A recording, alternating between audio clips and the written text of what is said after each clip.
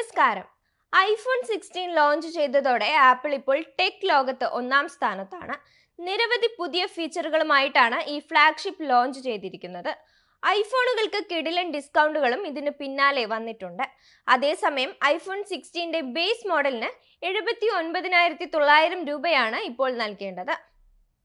IPhone 16 പ്ലസിന് 89,900 രൂപയുമാണ് ചിലവാക്കേണ്ടത്. 16ന്റെ premium മോഡലുകളായ 16 pro, pro max എന്നിവയ്ക്കും ഉയർന്ന വിലയാണുള്ളത്. 16 പ്രോയ്ക്ക് 1,19,900 രൂപയും 16 പ്രോ മാക്സിന് 1,44,900 രൂപയുമാണ് വാങ്ങുകയാണെങ്കിൽ നൽകേണ്ടി വരുന്നത്. അതേസമയം ഐഫോൺ 16 ഇപ്പോൾ നമ്മൾ പോലും വിചാരിക്കാത്ത നിരക്കിൽ വാങ്ങാൻ സാധിക്കും. അത് എങ്ങനെയാണെന്ന് നോക്കാം. ആപ്പിളിന്റെ മികവുറ്റ ട്രേഡ് ഇൻ ഡീൽ പ്രഖ്യാപിച്ചിരിക്കുകയാണ്. ഇത് ഐഫോൺ വാങ്ങാൻ താല്പര്യപ്പെടുന്നവർക്ക് വലിയ ലാഭമാണ് സമ്മാനിക്കുന്നത്. 67,500 രൂപ വരെ ക്രെഡിറ്റിൽ ഐഫോൺ 16 ലഭിക്കാൻ ട്രേഡ് ഇൻ ഡീൽ സഹായിക്കും. ഇതിലൂടെ ഐഫോൺ 16 സീരീസ് കുറഞ്ഞ വിലയ്ക്ക് തന്നെ വാങ്ങാൻ സാധിക്കും. ഐഫോൺ 16ന്റെ പ്രോ മോഡലുകൾക്ക് തന്നെയാണ് ഇപ്പോൾ കുറഞ്ഞ വിലയുള്ളത്. പ്രീമിയം മോഡലുകൾ 87,900 രൂപയ്ക്ക് വാങ്ങാനുള്ള അവസരമാണ് ഫ്ലാഗ്ഷിപ്പ് പ്രേമികൾക്കായി ആപ്പിൾ ഒരുക്കിയിട്ടുള്ളത്. ആപ്പിൾ 16 പ്രോയുടെ 128GB ബേസ് മോഡലാണ് ഇപ്പോൾ കുറഞ്ഞ വിലയിൽ വാങ്ങാനുള്ള അവസരം വന്നെത്തിയിരിക്കുന്നത്. 16 പ്രോയുടെ ബേസ് മോഡലിന് ഡിസ്കൗണ്ട് ഇല്ലെങ്കിൽ വലിയ തുക തന്നെ നൽകണം. എന്നാൽ ആപ്പിളിന്റെ കിടിലൻ എക്സ്ചേഞ്ച് ഓഫറിലൂടെ ഐഫോൺ 16 എല്ലാവർക്കും വാങ്ങാൻ സാധിക്കുമെന്നതാണ് ശ്രദ്ധേയമാകുന്നത്. നിങ്ങളുടെ കൈവശം പഴയ ഐഫോൺ ഉണ്ടെങ്കിൽ മികച്ച എക്സ്ചേഞ്ച് വില ആപ്പിൾ നൽകും. ഐഫോൺ 15 ആണ് ഉള്ളതെങ്കിൽ 32,000 രൂപ വരെ എക്സ്ചേഞ്ച് വിലയായി ലഭിക്കുന്നുണ്ട്. അങ്ങനെ ലഭിച്ചാൽ ഐഫോൺ 16 പ്രോ 87,900 രൂപയ്ക്ക് വാങ്ങാനാകും. സെപ്റ്റംബർ 13-ന് ഐഫോൺ 16ന്റെ പ്രീ ഓർഡറുകൾ ആരംഭിച്ചതാണ്. സെപ്റ്റംബർ 20 മുതലാണ് ഔദ്യോഗിക വിൽപ്പന ആരംഭിക്കുന്നത്.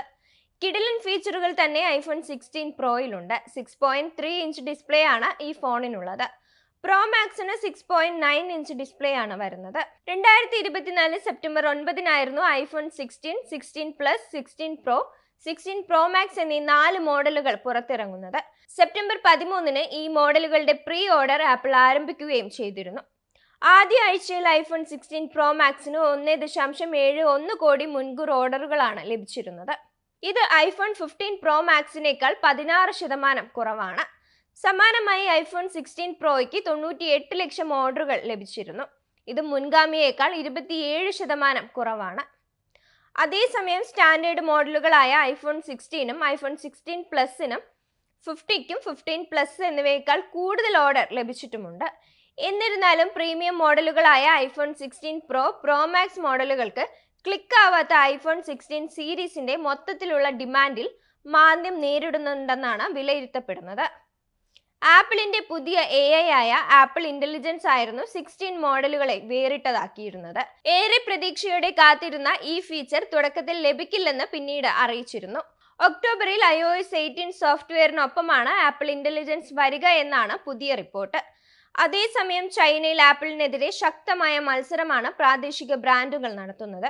വാവയുടെ ട്രിപ്പിൾ ഫോൾഡിംഗ് സ്മാർട്ട് ഫോണിന് ഐഫോൺ 16നെ വെല്ലുവിളിക്കുന്ന സ്വീകാര്യതയാണ് ചൈനയിൽ നിന്നും ലഭിക്കുന്നത്.